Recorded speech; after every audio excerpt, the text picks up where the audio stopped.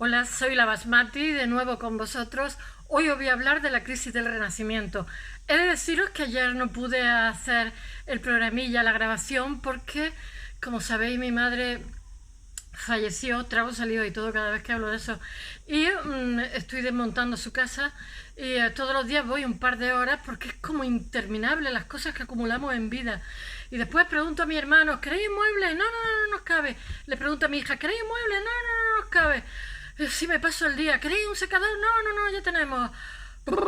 Estoy intentando darle cosas a la gente menos favorecida, pero todo eso supone tiempo y bueno, eso es lo que haga falta, ¿no? Pero me dejé el teléfono allí y cuando fui a hacer lo que quiero hacer ahora, que es hablaros de la crisis del Renacimiento, pues no tenía teléfono, ni siquiera sabía si lo había perdido o no lo había perdido.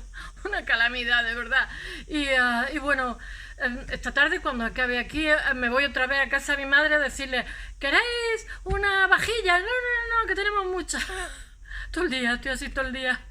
Ay, bueno, la verdad es que me da pena tirar cosas o regalar cosas que pertenecen a mis recuerdos, pero la verdad es que noto que mis padres tenían la casa más grande, sus hijos tienen las casas más pequeñas, pero sus nietos tienen las casas mucho más pequeñas.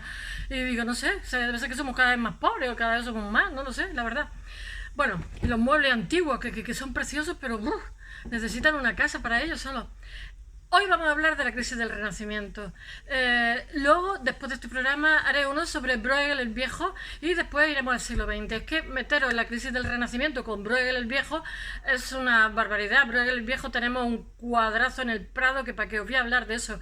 Es un pintor maravilloso en el cual muchísimos cineastas, muchísimos directores han basado su obra, pero directores muy conocidos, muy famosos. Tengo que contar muchas cosas.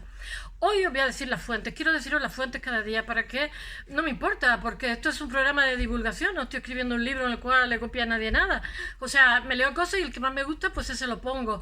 Y entonces, hoy he cogido a Juan Pablo Fusi porque os dije que como historiador me parece un tío. Ay, un tío, qué brutica soy. Me parece un excelente investigador, un excelente historiador y aparte de eso es muy sensible, tiene muchas referencias con el arte también, etcétera. Y bueno, y he de hablaros de la crisis del Renacimiento. Voy a hablar básicamente del siglo XVI, de todo lo que ocurre en el siglo XVI, de la pobreza que hay en el siglo XVI. Realmente es histórico y sociológico porque mañana voy a continuar con el Renacimiento. Entonces, como he estado días hablando del Renacimiento y mañana voy a continuar hablando del Renacimiento, quiero que nos ubiquemos espacio-temporalmente para que sepáis que el arte es producto de lo que ocurre en cada entorno de cada época y no es casualidad que la gente pinte en todos sitios lo mismo porque la sensibilidad es común y en todos sitios pasa lo mismo aproximadamente, more or less, que dicen los ingleses. Más o menos, más o menos.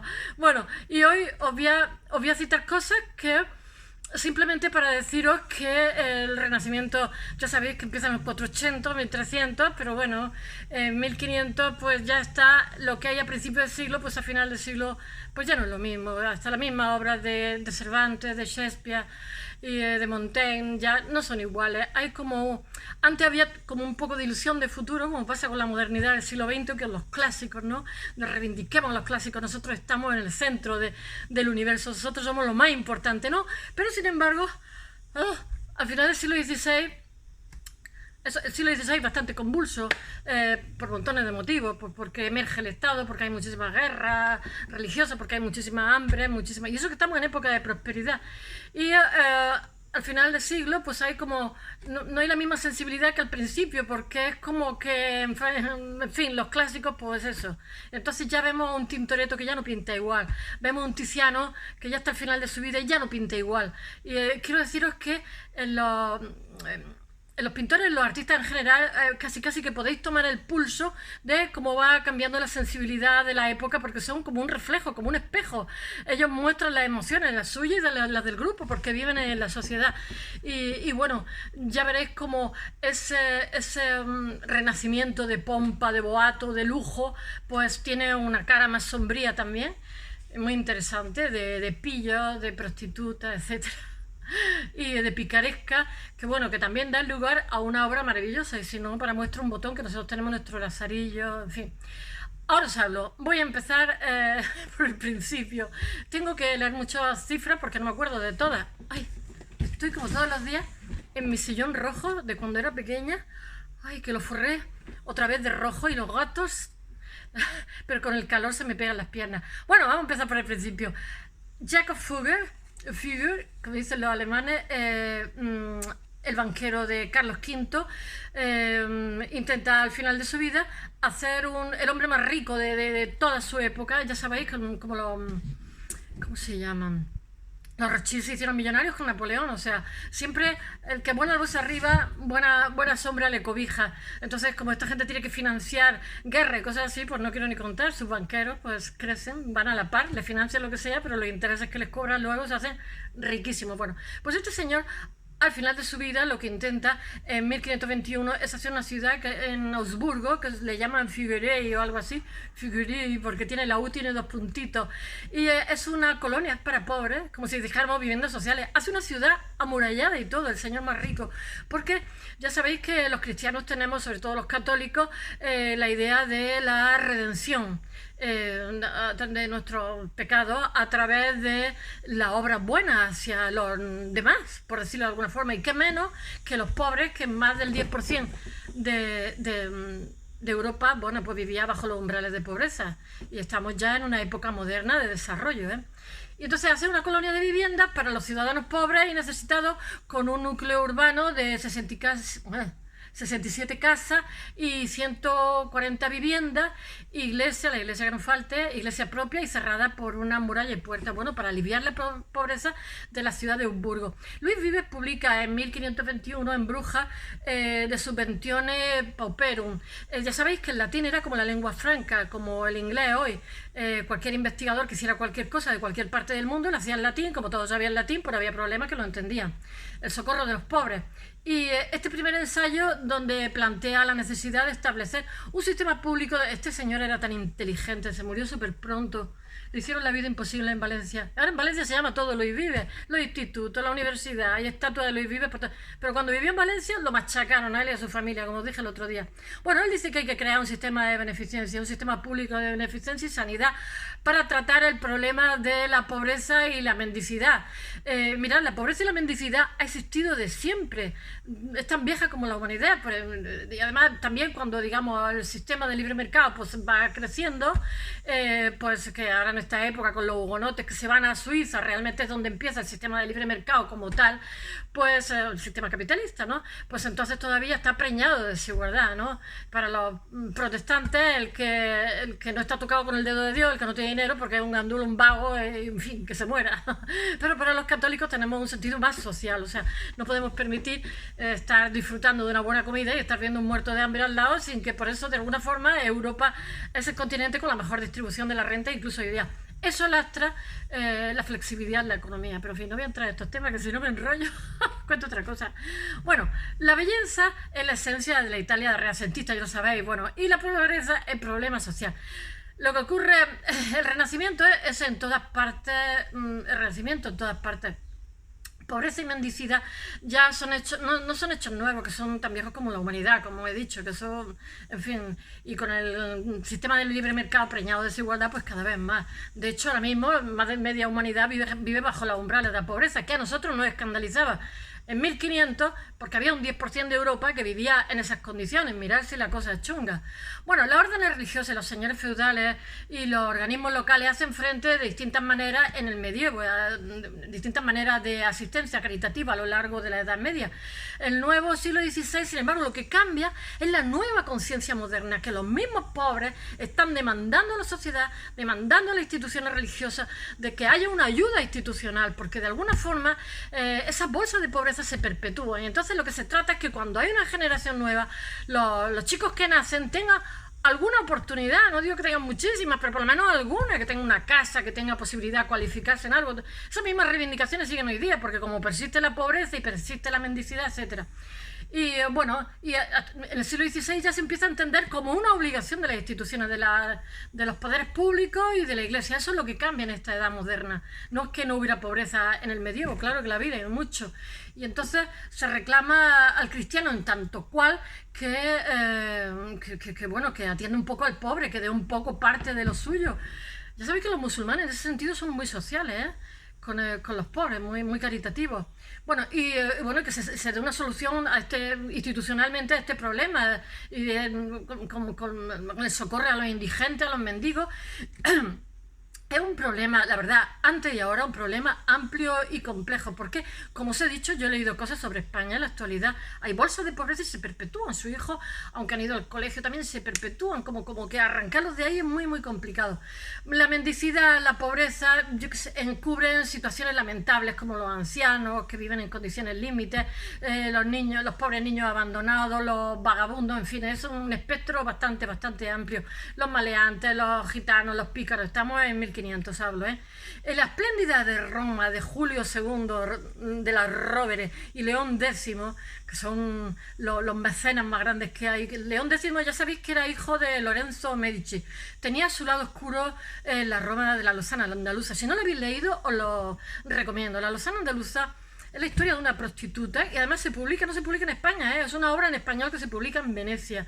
Yo la tenía obligatoria porque hice literatura, hice filología hispánica, me la tuve que leer, y la verdad es que cuando empecé a leérmela no me apetecía nada leerme la historia de una prostituta en Roma en el siglo. Roma era muy española en esta época, estamos pensar que ahora mismo España es un imperio universal que está en varios continentes.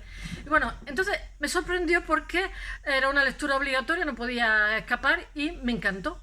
Es más, me quedé con frases de ella porque es listísima esta prostituta, que decía, porque algunas veces mis niñas me dicen, ¿por qué no haces no sé qué? ¿Por qué te arriesgas? Yo digo, como la Lozana andaluza, el que no aventura no tiene ventura, o sea, el que no arriesga tampoco tiene beneficio, y lo decía ella, y os lo recomiendo. Es un librito pequeño, la Lozana andaluza, es una preciosidad. Eso lo hace este señor porque los artistas, los escritores están denunciando la pobreza que hay, que les produce pudor. Fernando Delicado se llamaba, y lo publica en 1528 en Venecia, y entonces él habla de una Roma marginal. En esta época es el Sacro Ridoma, que dicen los italianos, porque ellos se llaman Romani. Cuando dice Senatus Populusque Romanorum, es que he estado viviendo en Roma un mes, así durante varios años, porque aprendí italiano. Y entonces, ya lo he dicho muchas veces, que lo que había en las alcantarillas, que era de la época de los romanos, Senatus Populusque Romanorum, decían los del norte, decían, sono porchi questi romani. Es una ciudad maravillosa. Una vez se perdieron unos españoles en un autobús y les ayudé y porque se habían perdido por la noche por las termas de Caracalla. Me subí en el autobús, me fui con ellos, los saqué de allí. Roma es preciosa. Bueno, hay una Roma marginal, todavía hay una Roma marginal también, llena de pícaros, de alcahuetas, de prostitutas, vendedoras, lavanderas, costureras, tenderas. Bueno, es deciros también que estamos en esta época del mundo del Lazarillo de Tormes, la picaresca española. A mí me parece, casi que me la sé de memoria de tantas veces que lo he leído porque he hecho literatura española, pero siempre digo que es arte y literatura, pero nunca os hablo de literatura. Mirad, la vida del Lazarillo es tan terrible, que no puedo entender que esta obra fuera entendida como una obra cómica, porque es que te dan ganas de llorar, o sea, todo es adversidad, pero es que ya hay un sentimiento, que es lo que os quiero contar hoy, ya hay un sentimiento en el siglo XVI de decepción ante la vida, por decirlo de alguna forma, una decepción existencial, que la tiene el Quijote, que la tiene Shakespeare, como de fracaso al final de la vida. Que no tengo. Bueno, el Lazarillo, sabéis que es nuestra, no lo voy a contar ahora porque si no se me va el tiempo, se publica en Burgos, en Alcalá y en Amberes, bajo una forma de una obra, como pasa con el Quijote, que se publica como algo gracioso y divertido. El Quijote también es... madre mía. Y ya os contaré que el Quijote copia muchas cosas de los clásicos, pero lo copia igual. Hoy no hubiera pasado un juicio, hubiera tenido que indemnizar. Hoy en Estados Unidos Quijote, ni tanto, autores. Copia trozos inmensos de la Eneida y copio también, también Beatus Siles. Sigo, que si no me enrollo. Es una forma cruel, de una biografía terrible. Os voy a decir una cosa, la frontera entre la mendicidad y la delincuencia está adherida, pero también lo sabían en aquella época. No es algo que esté claro para la autoridad de la época, ni en la actualidad tampoco. Y si va a la cárcel alguien, pues jovencito, pues ya sabéis que es como una universidad, ya sale más delincuente todavía. Bueno, también hay que decir que es que hay también familias desestructuradas, entonces los niños lo tienen muy difícil desde el primer día. Y es que te ves vidas de delincuentes y dices, tu madre mía, pero si esta criatura es que no tuvo nada más que adversidad desde el día que llegó al mundo, es que no pueden tener otra más que una convicción de violencia. Bueno, a mediados del siglo XV hay un 10% de la población europea que vive bajo los umbrales de la pobreza, y entonces eso escandaliza, en condiciones deplorables de vivienda, higiene, alimentación y sanidad. Y entonces la peste negra no vuelve a repetirse, ya sabéis que era un horror, pero la hambruna sí, y las malas cosechas, la epidemia, la fiebre, la crisis de subsistencia, y en la segunda parte del siglo XVI la elevación y carestía de los precios golpean en todas partes sectores marginados. Simplemente con que le subiera el precio del pan y cosas así, la gente moría de hambre, no es ninguna broma, ¿eh? Hoy pasa también en los países en vía de desarrollo, ¿eh? Incluso en los países que suponemos más desarrollados, como Brasil, que subieron el precio del metro, y bueno, fue una K12. ¿Y dónde más subieron el precio del metro? No me acuerdo, no sé si en Siria, no me acuerdo. Bueno, la sociedad urbana y campesina pasan horrores con las malas cosechas. Bueno, Inglaterra sufre una crisis grave asociadas con las malas cosechas, la hambre, la mortalidad. Tengo que leerlo en 1555-56, 1596-97. Hambruna auténtica, y su población pierde 200.000 personas, se mueren de hambre. Y entre 1553 y 58 Francia, que en el siglo XVI, después de España, va a ser la que va a subir en este siglo, en este mismo siglo, España en una determinada época deja de ser potencia y es Francia la que sube. Bueno, pues se supone que es un siglo que le van bien las cosas, pues no tanto, porque es un siglo que sí, que tiene mucho crecimiento y prosperidad, y tiene también años de malas cosechas como en 1513, 1515, o de epidemias mortíferas como la peste a finales de 1520, o de graves crisis voy así con el ojillo porque no me sé todas las fechas, de subsistencia por el alza de precios de la hambruna que provoca en 1562, 63, 73, 64, 86, 87 y 90, 92. Es lo que hacía la gente, los reyes, para financiarse la guerra, provoca unas crisis tremendas y unas hambrunas tremendas. Entre 1576 y 1577, 35.000 personas mueren de peste en Venecia, ya lo conté. Tiziano entre ellos, que se muere en Venecia. Y bueno, mueren unas 100.000 en toda Italia. España padece crisis de subsistencia también. Y eso que en la epidemia de 1504-1506, en 1500, tengo que leerlo, 1527, 1530, 1540, 1541, 1557, para hacer un pequeño semblante, 1558, y la peor entre 1596 y 1602.